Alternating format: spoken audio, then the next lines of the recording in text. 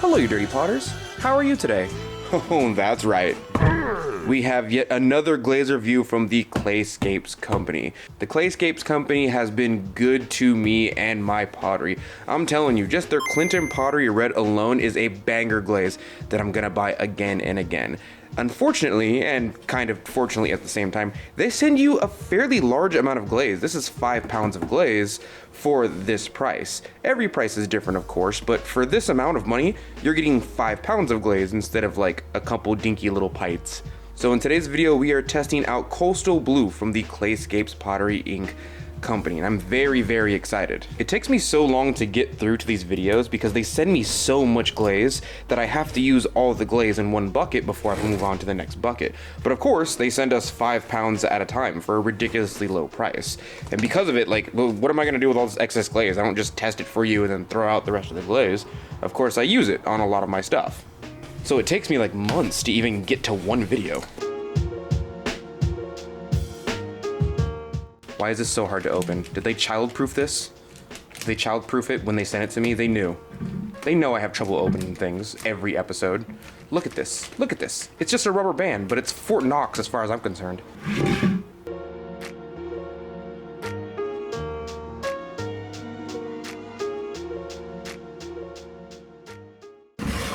For those of you who are unfamiliar with the way glaze works in general, glaze is really just minerals floating in water with a little bit of extra zhuzh to give it some extra CMC gum or to make it brushable, at least for those of you who are buying things out of a bottle. What the Clayscapes company does is that they just sell you the powder so that you can mix it in the water yourself.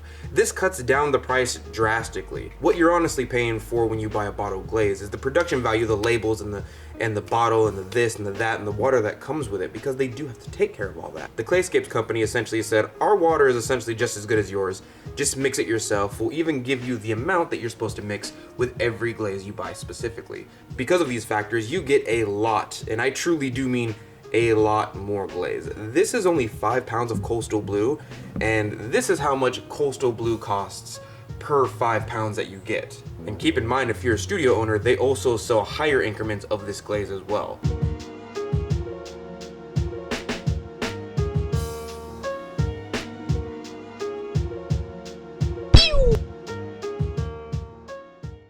Now I'm going to do one extra step that the company says I don't have to do, but because I'm a glaze maker, I always want to do stuff like this, so I'm going to sieve this before we use it in another bucket.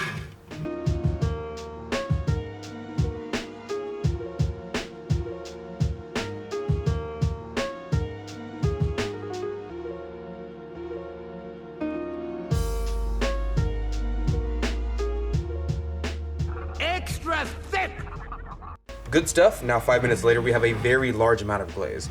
This is a 6-liter bucket, and it almost fills up to the 4-liter line, if that helps kind of figure out how much glaze you're actually going to get if you get one of these 5-pound bags. Okay, now that our glaze is ready inside of our dipping bucket, we can now start our tests. But of course, we need things to test it on.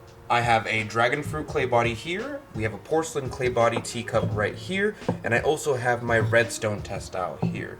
Generally speaking, whenever I do a glaze review, I like to do a white or porcelaneous test style and a brown clay test style, just to see the difference in how they react with different clay bodies. And then of course, I do a couple of experiments.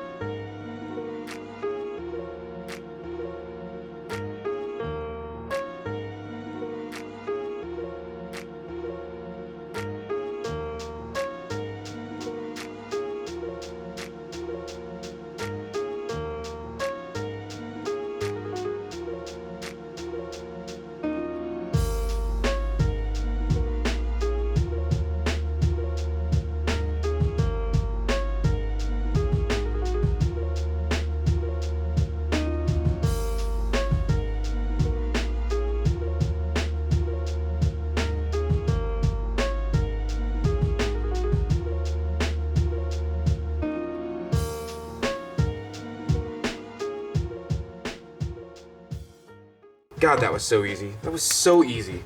You know, if I can go on a little rant real quick, I know a lot of you want to make your own glazes, but you don't want to get the gram scale, and you don't want to buy the minerals, and the minerals are getting more expensive by the day, and you don't want to have to learn to weigh specific gravity and keep notes, and you don't want to do all that and all this. Clayscapes glazes, at least buying them in this fashion, is essentially the gateway drug to making your own glazes. Okay, and as usual, let's talk about what we're putting inside of the kiln before we actually put it in. These two are dragon fruit clay bodies with coastal blue from Clayscapes. I only made 2 of them for number 1 consistency and number 2 because they come as a set if I decide to sell them on my website at earthnationceramics.com. I don't like having just one bowl. If one bowl comes out a banger, I'm like, well, guess I gotta wait till the next kiln load to fill another one of its same size that nests perfectly inside of it. You know, like, I would rather just do them both. On top of that, I want to test for consistency. So if it comes out the same exact way as it does on here, we know the glaze is at least consistent. Secondly, we have our white and our brown test style right here. I like to test out the high majority of my glazes I get from companies on white and brown clay, because as we've seen with a lot of other glazes, the glaze does react with some of the iron inside of the clay body. So I like to test it on white and brown just to see which one it comes out better on.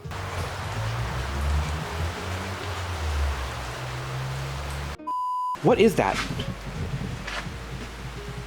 Dude, every time, I haven't recorded an episode for like 2 weeks just because it's been randomly raining. It was sunny for like 4 days. Then the one day I have time to actually record while the baby's asleep, it's like, oh no, it's gonna storm all of a sudden.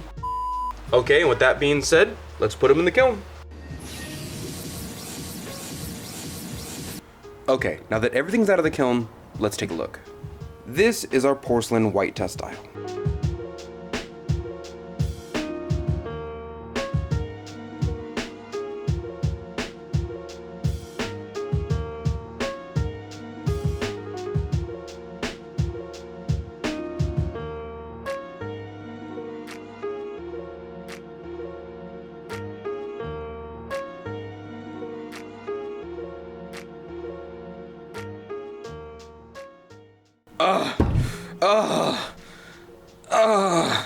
I'm gonna come. I have to go clean myself up. This is so good. This is amazing. I immediately get, number 1, why they call it coastal blue. Look at the spots where, granted, this is a fairly runny glaze, if I'm being realistic with you. But I dipped this entire thing and I only left the space on the foot here in order for the glaze to run down. And it did run. It did indeed run. If you look right here, you can see where it almost ran off the pot, but it didn't. So at least it's stable to a certain degree. And you can immediately see why they call this coastal blue. The entire thing is gorgeous. It runs over texture so beautifully.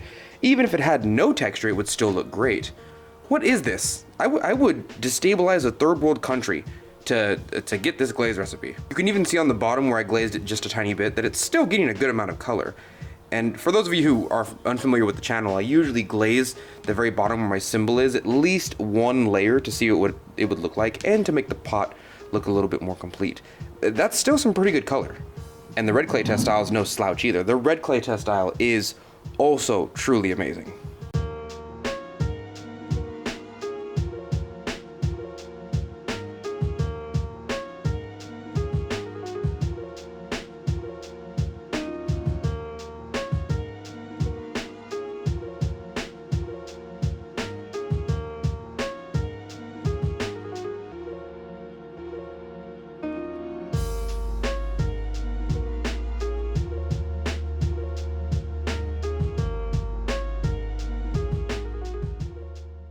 I do understand why it's called coastal blue, but every time I see this little wave of blue right here, I'm like, ooh, yeah, that's why. I'm a child. I'm like, ooh, that's why it's called coastal blue right there. They named it after they saw that. Like, oh yeah. Amazing. Even on a red clay body, it looks amazing, right? The difference in between the two is vast, right? So this is the white clay, here's the red clay body, but either way, it looks great. And of course, I did a couple of other tests, and I will fully admit, before I show this to you, I did not put enough water in the glaze. And throughout the glaze test, I ended up putting more water because I re-looked at the number it was supposed to be, and I was like, ooh, I need a little bit more water. But regardless of the amount of water I put in there, it still is a relatively runny glaze. This is no more apparent than when I put it on a dragon fruit clay body, and I only put it on the top edge right here, and it ran and made these beautiful drips all throughout.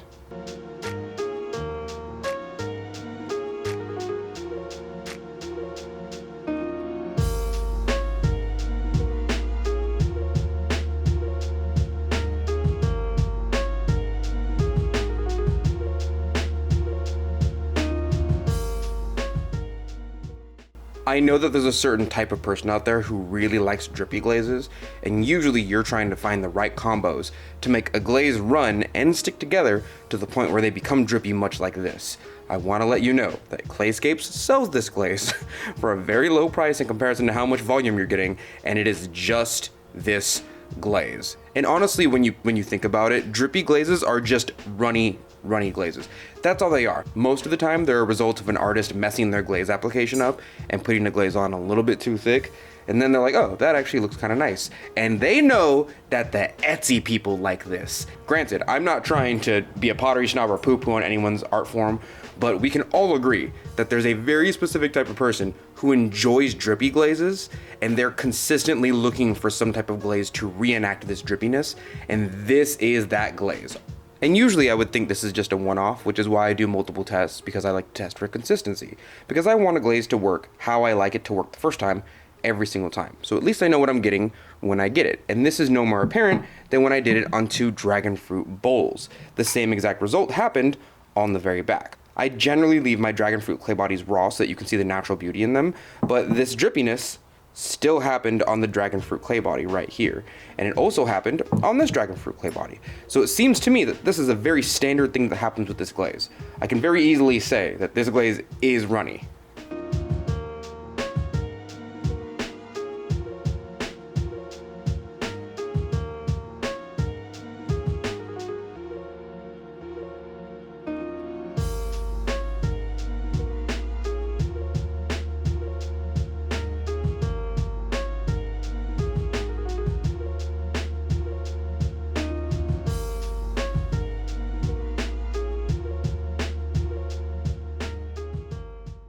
God, these are gorgeous. Where's Clayscapes been? Have they just been like under a rock and I haven't been paying attention? Like, I know everyone's up Amico's butt, but like, just for look at this. I make my own variation of a blue that's similar to this called floating blue that almost every glaze maker has in their arsenal.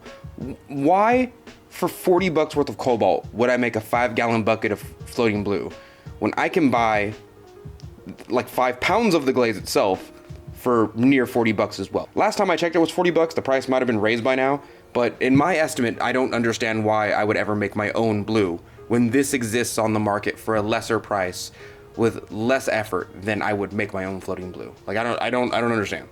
The last 2 things we glazed, of course, we glazed for consistency. These are some of my dragon scale mugs that seem to be very popular on the market. Almost every time I make them, they immediately sell out, and they look fantastic on this clay body.